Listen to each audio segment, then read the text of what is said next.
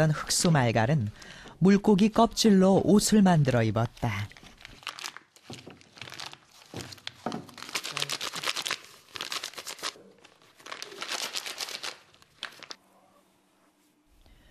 이들은 수렵에 능하고 전투력도 강했지만 식량과 철 등 생활에 필요한 물자를 생산할 능력이 없었다. Коренные жители не занимались скотоводством и не занимались земледелием, то продукты они обменивали у соседних народов. Это у китайцев и у корейцев. 흑수말갈은 부족한 물품을 당과의 교역을 통해 얻었다. 이 교역은 발해를 통해 이루어졌다. 그런데 흑수말갈이 돌연 당에 직접 조공을 하면서 이 질서를 깨뜨린 것이다. 흑수말갈 입장에서는 그 다른 말갈들이 발해에 예속되어 가는 과정을 보면서 그거를 이제 차단하려고 당과 이제 결탁을 하게 된 거죠. 흑수말갈은 계속 당에 접근했다. 2년 동안 4번에 걸쳐 사신을 파견했다.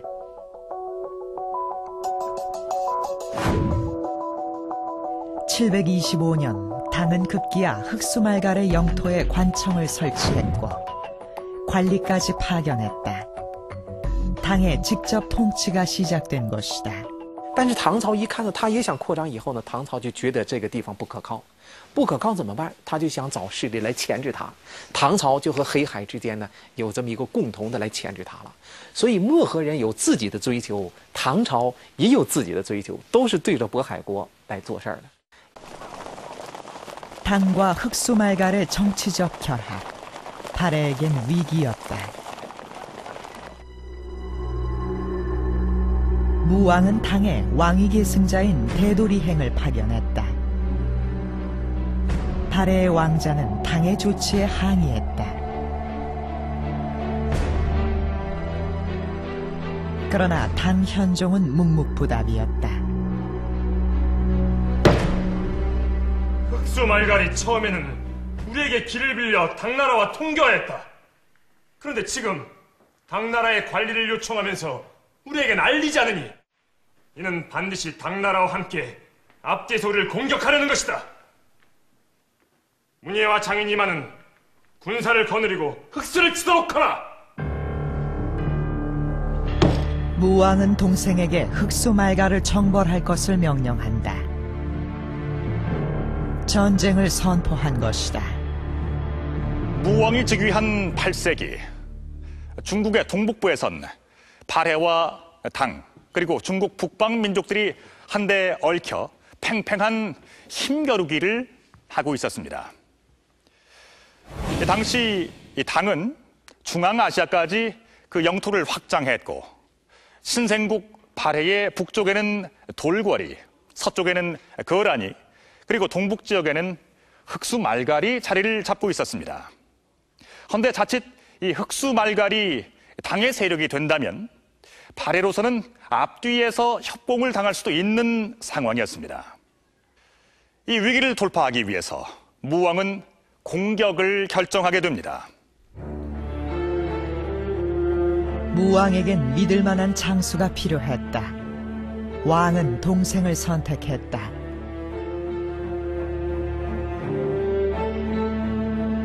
그런데 대문이의 반응은 의외였다.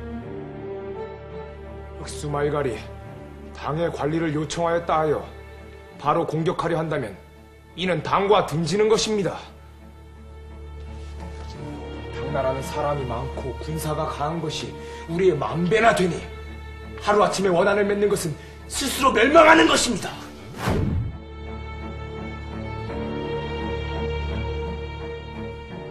당의 영토가 된 흑수말갈을 공격하면 당과 적이 될 수 있다는 이유였다.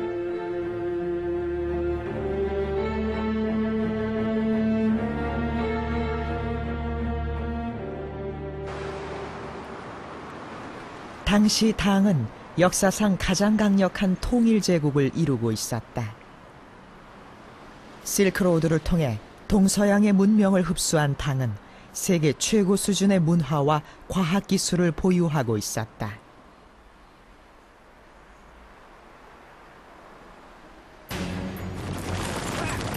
또한 수많은 병사와 강력한 무기를 갖춘 세계 최강의 군대를 보유하고 있었다. 건국 초기 당의 인질로 끌려가 8년 동안 머물렀던 대문예는 이런 상황을 누구보다 잘 알고 있었다. 둘 다 대조영의 아들이니까 아마 발해 건국 과정에서 일정한 역할들을 했을 거라고 생각이 됩니다. 특히 대문예 같은 경우에는 이제 발해와 당이 이제 국교가 교섭이 이제 개시되는 시기에 당나라에 파견돼서 인질로 오랫동안 있었으니까요. 아마 대외 정책에 있어서는 그 대문예가 했던 그 업적도 결코 작다고 할 수는 없겠죠. 그러나 무왕은 대문예의 말을 무시하고 그를 토벌군의 사령관에 임명한다.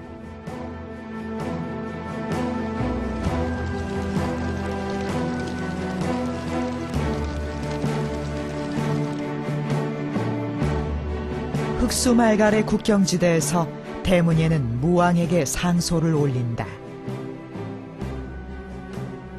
토벌 계획을 취소하라는 내용이었다. 무왕은 분노했다. 왕은 즉각 대문예를 소환했다.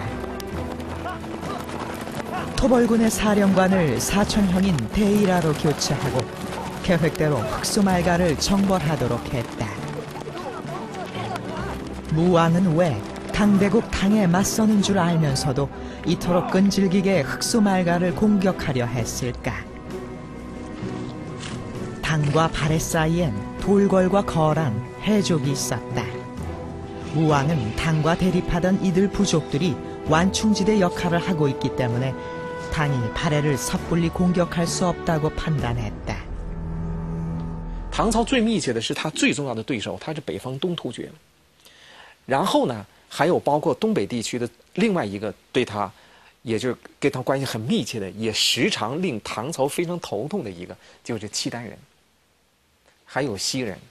所以在众多的这些民族这些关系当中呢，漠河黑水和唐朝之间的关系要受到其他各种力量的一种制约。 대문예는 형의 소환에 응하지 않고 군영을 탈출했다. 그는 당에 망명했다.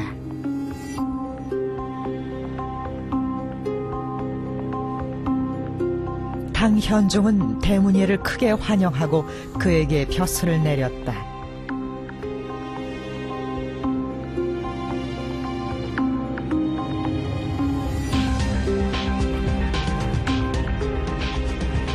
무왕은 특단의 조치를 내린다.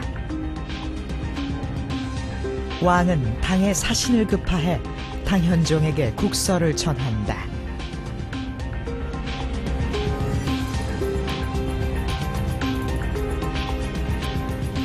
대문예를 죽이라는 요구였다. 발해 내부에는 왕자들이라고 하는 사람이 많이 있습니다. 그런데 대문예도 그 중에 한 사람이 있을 것이고 또 당나라 유학파들도 꽤 있었을 것인데 대문예의 어떤 그런 부분을 이 발해 2대였던 무왕이 그대로 방치했다가는 그 어떤 당중심적인 그런 분위기로 가는 것을 그대로 방치하게 된다. 이런 어떤 우려감에서도 더욱더 이 대문예